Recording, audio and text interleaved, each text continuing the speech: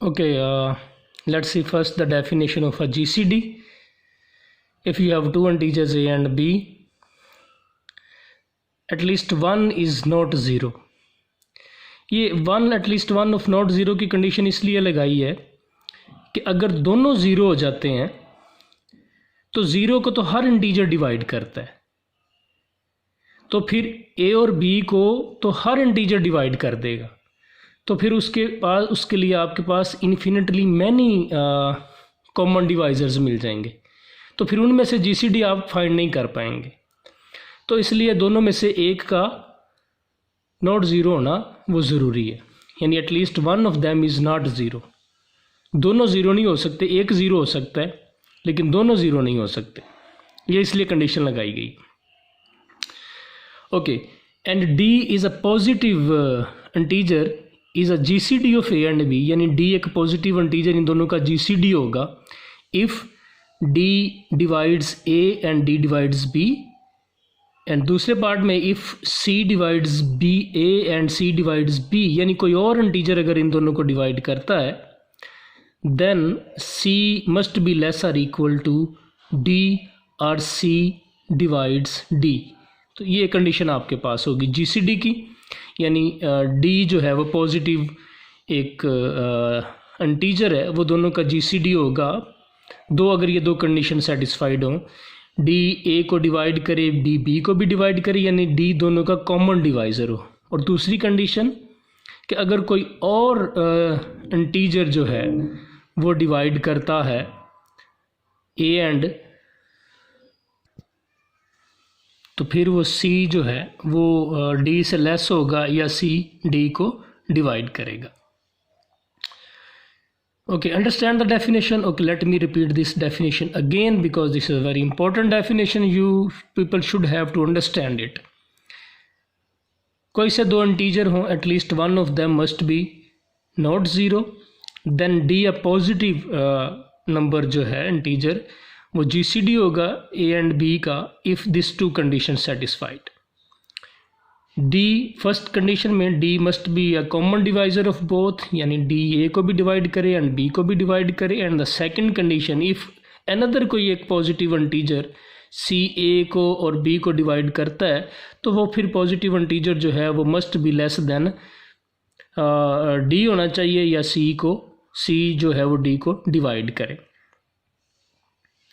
तो ओके, अब नेक्स्ट इसका एक थ्योरम, वेरी इंपॉर्टेंट थ्योरम है, उसकी तरफ जाते हैं कि given integers A and B not both of which are zero, यानी दोनों ज़ीरो नहीं है, कोई इन दोनों में से कोई एक ज़ीरो है। There exist integer X and Y such that GCD can be written as a linear combination of A x plus B Y. Like कोई से दो इंटीजर हैं, दोनों में से कोई एक नॉट ज़ीरो है, यानी दोनों ज़ीरो नहीं हो सकते, कोई एक ज़ीरो हो सकता है, तो फिर दो इंटीजर एक्स एंड वाई आपको मिलेंगे सच दैट कि जीसीडी को इस तरह लीनियर कम्बिनेशन में लिखा जा सके। यानी आप ए और बी के जीसीडी को इस तरह लीनियर कम्बिनेशन में लिख सकते हैं, यानी आपको एक्स और वाई दो इंटीजर मिल जाएंगे कि आप जीसीडी को इस तरह ए और बी के लीनियर कम्बिनेशन में लिख सकें। लेट अस इट्स प्रूफ, इसके प्रूफ को हम वेल ऑर्डरिंग प्रिंसिपल को यूज़ करके प्रूफ करेंगे।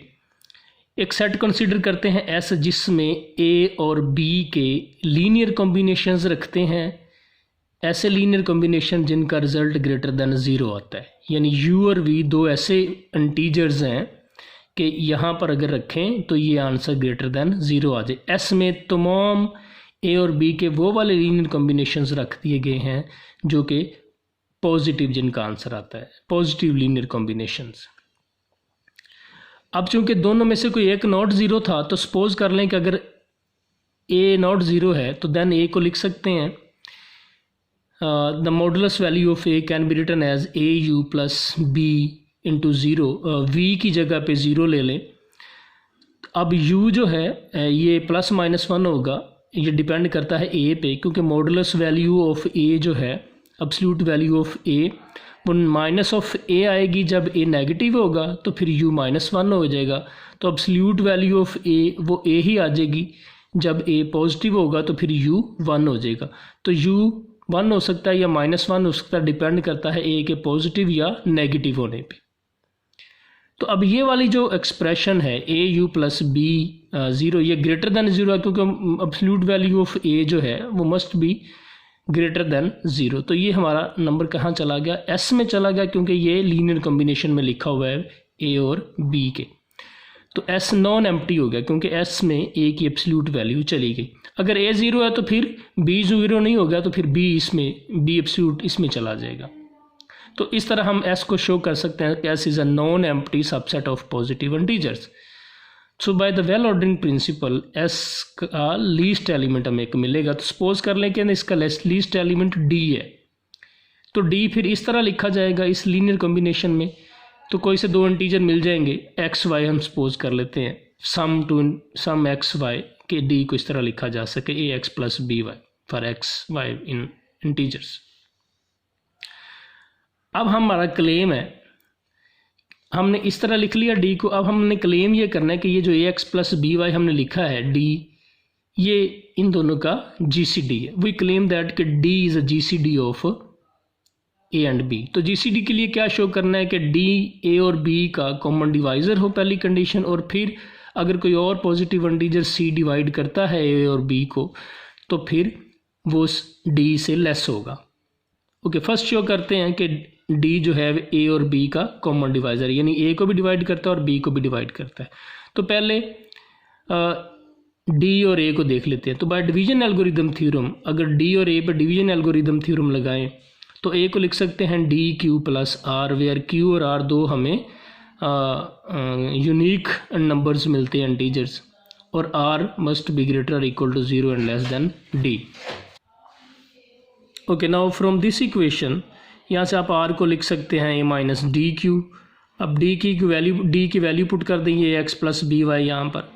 इसको सोल्व करके लिख सकते हैं ए इंटू 1 माइनस क्यू एक्स, क्योंकि ये क्यू इस एक्स से मल्टीप्लाई हो जाएगा, और बी को लिख सकते हैं ये बी वाला expression B into minus Q Y. तो ये भी एक इंटीजर है, ये भी एक इंटीजर है, क्योंकि क्यू भी एक इंटीजर था, एक्स भी इंटीजर है, तो ये एक्सप्रेशन इंटीजर आएगा, ये क्यू वाई भी इंटीजर आएगा। तो ये वाला जो नंबर है ए और बी के लीनियर कॉम्बिनेशन में लिखा हुआ है, तो ये नंबर अगर पॉजिटिव हो गया तो ये एस में चला जाएगा। यानी अगर ये आर के इक्वल था ये एक्सप्रेशन, अगर आर ग्रेटर देन 0 हो गया तो ये एस में चला जाना है, क्योंकि ये बी ए और बी के लीनियर कॉम्बिनेशन में लिखा हुआ है। और आर डी से यहाँ पर हमने बताया हुआ है कि लेस है। अगर आर एस में चला गया तो ये तो कंट्राडिक्शन हो जानी है, क्योंकि डी सबसे लीस्ट एलिमेंट था। तो फिर आर इसका मतलब है वो पॉजिटिव नहीं है, तो फिर आर क्या हो सकता है, आर ग्रेटर देन 0 है, तो फिर आर मस्ट बी 0 हो जाएगा। अगर ग्रेटर देन 0 नहीं है तो फिर आर इक्वल टू 0 हो जाएगा। अगर आर 0 हो गया तो इस एक्सप्रेशन में आर को 0 पुट करें तो ए क्या हो गया डी क्यू, और यहाँ से इससे क्या मतलब है कि डी ए को डिवाइड करता है, तो डी डिवाइड से ये प्रूफ हो गया। सिमिलरली आप प्रूफ कर सकते हैं कि डी बी को भी डिवाइड करता है।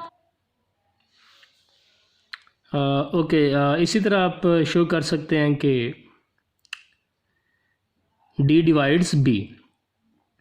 ओके, अब रिमेनिंग क्या रह गया कि अगर कोई और पॉजिटिव इंटीजर ए और बी को डिवाइड करता है तो वो सी डी से लेस होना चाहिए। ओके, सपोज कर रहे थे कि अगर सी ए और बी को डिवाइड करता है तो फिर जो हमने ऊपर थ्योरम प्रूफ किया 2.2 में, उसका जो जी पार्ट है अगर सी ए को भी करता है और बी को भी करता है तो फिर सी जो है इन दोनों के लीनियर कॉम्बिनेशन को भी करेगा, इन दोनों के हर तरह के लीनियर कॉम्बिनेशन को, यानी एक्स और वाई कुछ भी हो तो सी उस लीनियर कॉम्बिनेशन को भी डिवाइड करेगा।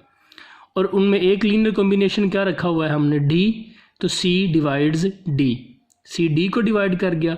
अब उसी थ्योरम का एफ पार्ट में हमने देखा था कि अगर कोई नंबर किसी नंबर को डिवाइड करता है तो वो नंबर उस नंबर से उसकी एब्सोल्यूट वैल्यू लेस होती है। तो सी की absolute value less or equal to D की एब्सोल्यूट वैल्यू। अब चूँकि सी भी पॉजिटिव है डी भी पॉजिटिव है तो एब्सोल्यूट वैल्यू ऑफ सी ही आ जानी है, एब्सोल्यूट वैल्यू ऑफ डी ही आ जानी, तो C less or equal to D हो गया। तो ये आपका प्रूफ हो गया इस थ्योरम का। This is very important theorem that कि आप जीसीडी को लीनियर कॉम्बिनेशन में लिख सकते हैं। दो इंटीजर आपको मिल जाएंगे एक्स और Y such that GCD can be written as a linear combination of that. Okay, this is a very important theorem, इसको भी देखें।